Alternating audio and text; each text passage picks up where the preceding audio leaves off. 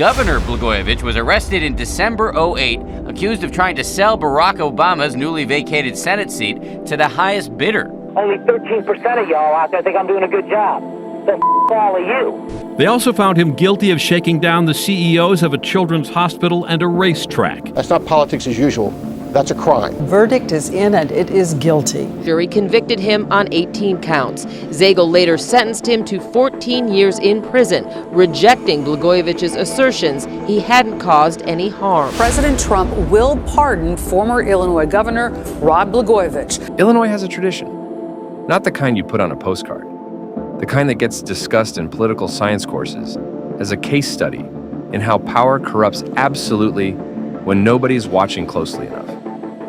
4 of the state's last 10 governors have been convicted of federal crimes. It is, by any reasonable measure, one of the most politically corrupt states in the modern history of American government. Rod Blagojevich did not invent that tradition, but in the early morning of December 9, 2008, he added to it in a way so brazen, so audacious, so breathtakingly transparent in its greed that even veteran federal prosecutors said they had never seen anything quite like it. At 6:15 in the morning, FBI agents knocked on the front door of the sitting governor of Illinois. He answered in his jogging clothes. He was placed under arrest on the spot. The charge that he had been running the Illinois state government as a personal cash machine, and that his most ambitious scheme was attempting to sell to the literal highest bidder the United States Senate seat being vacated by the newly elected President of the United States. The FBI had him on tape, and what he said on those tapes became one of the most quoted lines in the entire history of American political corruption. I've got this thing, and it's golden. And I'm just not giving it up. Nothing. On February 10th, 2025, Donald Trump pardoned him and called him a very fine person. This is the full story of the pardon of Rod Blagojevich.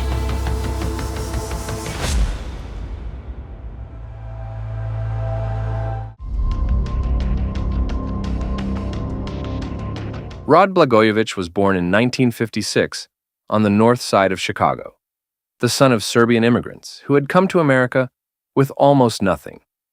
His father worked in a steel mill. His mother cleaned offices. He worked his way through law school, spent time as a Cook County Assistant State's Attorney, and then made his move into elected office. He won a seat in the Illinois State House in 1993, then a seat in the U.S. House of Representatives, where he served 3 terms. In 2002, he ran for governor and won, becoming the first Democrat to hold the Illinois governorship in 25 years. He was charismatic. The hair, a thick, swept-back helmet that somehow survived every wind and rainstorm, became its own cultural phenomenon. He styled himself as a reformer and an outsider taking on the entrenched machine, which was particularly rich, given that the machine had largely put him in office.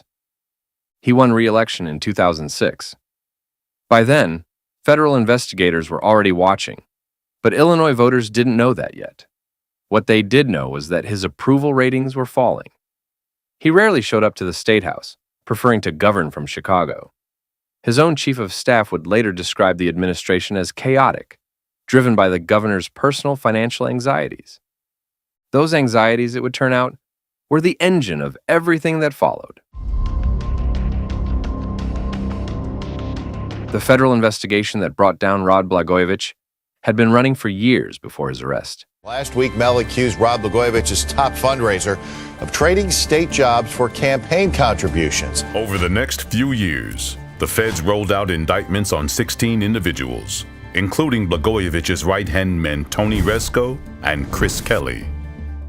Kelly ultimately made a tragic choice, taking his own life in a drug overdose. Prosecutors had been building a pay-to-play case since at least 2004, when his chief fundraiser, Tony Rezko, first came under scrutiny. The wiretaps that would seal Blagojevich's fate were already running when Barack Obama won the presidency in November 2008. What those wiretaps captured was a governor who had converted the office into a toll booth. State contracts, regulatory approvals, board appointments. According to prosecutors, nearly every lever of official power carried a price. They called it a criminal enterprise operating out of the governor's office. But the scheme that made the world stop was the Senate seat. Obama's election vacated his Illinois Senate seat. As governor, Blagojevich had the sole constitutional power to appoint a replacement, and he immediately understood and said out loud on FBI wiretaps exactly what that power was worth. Over the following weeks, the tapes captured him discussing the appointment the way a merchant discusses inventory. He wanted a high-paying job at a nonprofit for himself. He wanted his wife placed on corporate boards. He wanted cash campaign contributions up front. He floated appointing himself to the seat, and he made his position unmistakably, unforgettably clear. I've got this thing, and it's golden. And I'm just not giving it up for nothing. But the Senate seat was only the headline. The full indictment described a far broader operation. Children's Memorial Hospital in Chicago, now Lurie Children's Hospital, treats critically ill children. The Illinois legislature had passed House Bill 5331, $8 million for pediatric specialty care. The bill sat on Blagojevich's desk. He held it for months, while his team made clear that a $50,000 campaign contribution from the hospital's CEO would help the governor find his pen. The CEO refused to pay.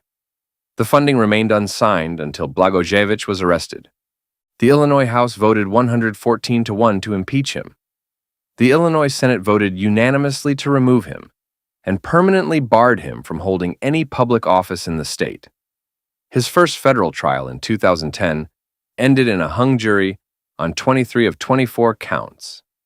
The retrial in 2011 delivered 17 guilty verdicts on 20 counts: wire fraud, attempted extortion, conspiracy to solicit bribes.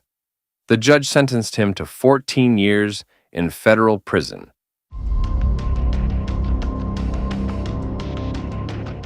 The relationship between Rod Blagojevich and Donald Trump did not begin in a courtroom or a political office.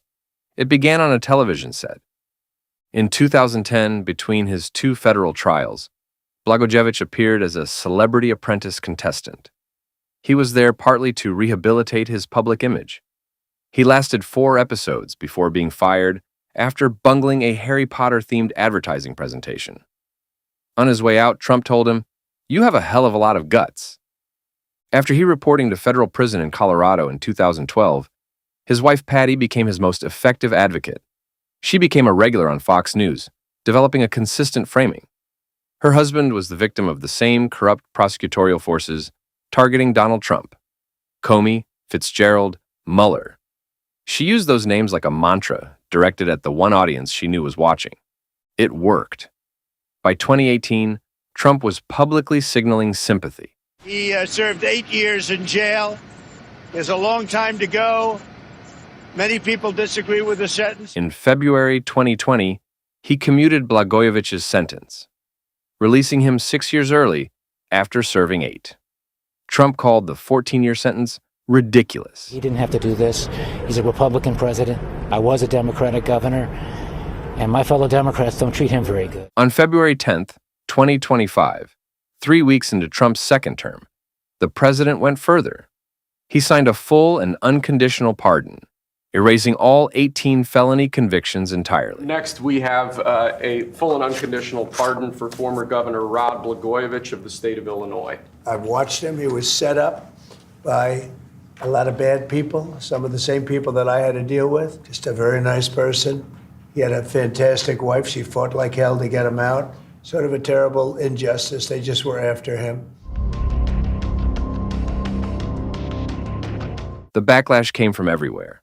Illinois State Treasurer Mike Frerichs, a Democrat, our disgraced ex-governor, held hostage funds for sick kids in a campaign cash shakedown.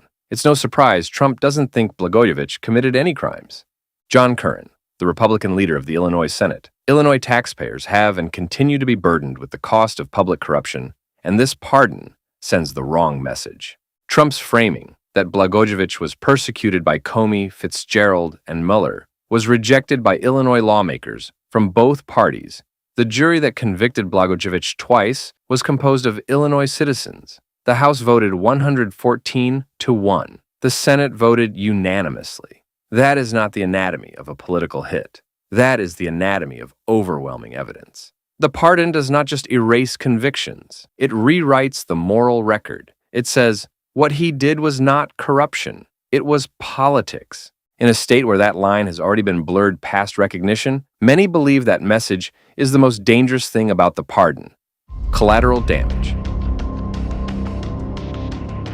The collateral damage is not abstract. Blagojevich inherited a state already burdened by a reputation for corruption, which ran as a reformer who would clean up the mess. Instead, he spent 6 years deepening it, running a pay-to-play operation so systematic that prosecutors described it as a criminal enterprise. But the most concrete victims are the children of Illinois, who needed pediatric specialty care, $8 million, bipartisan support, held for months, while the governor's team made clear that a $50,000 campaign donation from the hospital's CEO would help things move along. The CEO refused to pay. The children waited. The money did not flow until the governor was arrested. At his post-pardon press conference, Blagojevich did not mention the children's hospital. He did not mention the racetrack. He did not mention the 17 counts. He talked about himself. He talked about Trump. He called himself a political prisoner. The pardon erases his record. It does not erase what happened to the people on the other end of his decisions. Rod Blagojevich is a free man with a clean record. He has talked about writing a book, criminal justice reform advocacy, a particular irony. He remains permanently barred from holding state or local office in Illinois, but the 18 federal felony convictions, the wire fraud, the extortion, the bribery conspiracies, proven beyond a reasonable doubt by 2 separate juries, those are gone. The President of the United States decided they shouldn't have happened.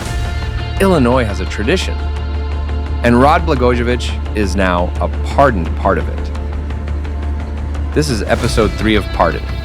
Subscribe, because the list is long, and every name on it has a story the pardon was designed to make you forget.